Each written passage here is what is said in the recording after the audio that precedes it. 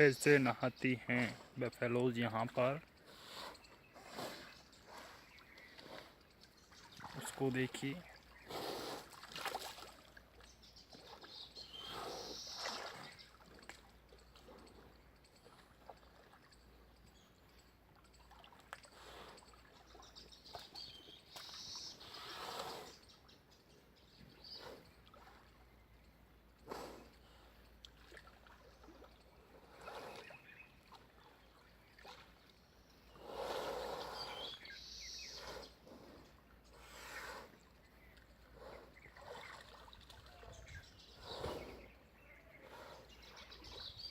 इस प्रकार नहाने से इनका दूध बढ़ता है।